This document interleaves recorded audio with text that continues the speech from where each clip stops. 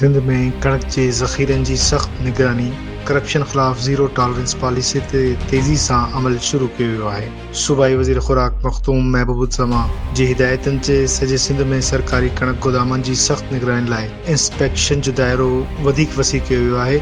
Anti corruption इख़्तियारियुनि सां गॾियल कार्रवायूं पिणु तेज़ी सां जारी आहिनि। इन्ही क़दमनि जो बुनियादी मक़सदु सरकारी कणक जी ज़ख़ीरनि में शफ़ाफ़ियत खे यक़ीनी बणाइण, खुर्द-बुर्द खे रोकण ऐं अवामी वसीलनि जी हर सूरत हिफ़ाज़त करणु आहे। वज़ीर ख़ुराक मख़दूम महबूबुज़्ज़मा वाज़े कयो आहे त ख़ुराक खाते में कंहिं बि सतह ते करप्शन या बदउनवानी हरगिज़ बर्दाश्त न कई वेंदी। कणक चोरी या बेज़ाब्तगी में मुलविस आफ़ीसरनि ऐं अमले ख़िलाफ़ ज़ीरो टॉलरेंस पॉलिसी तहत बिना इम्तियाज़ सख़्त कार्रवाई कई पई वञे। हिन वधीक चयो त जिन गोदामनि मां कणक चोरी या खुर्द-बुर्द जा वाक़िआ साम्हूं आया आहिनि उते ज़िम्मेवार अंसरनि ख़िलाफ़ सख़्त खाते ऐं क़ानूनी कार्रवायूं जारी आहिनि त जीअं मुस्तक़बिल में बि को क़ौमी वसीलनि खे नुक़सान पहुचाइण जी जुरत न करे सघे। मख़दूम महबूबुज़्ज़मा चयो त हुकूमत सिंध अवाम खे सस्ती ऐं वाफ़िर मिक़दार में कणक ऐं अटे जी फ़राहमी यक़ीनी बणाइण लाइ अमली क़दम खणी रही आहे। हिन चयो त सग़ीर अंदोज़ी, बदइंतिज़ामी ऐं करप्शन ख़िलाफ़ मुहिम खे वधीक असराइतो बणायो पियो वञे। हिन वधीक चयो त वॾे वज़ीर सिंध जी हिदायतनि मूजिबि गुड गवर्नेंस, शफ़ाफ़ियत ऐं एहतिसाब जी असूलनि ते सख़्ती सां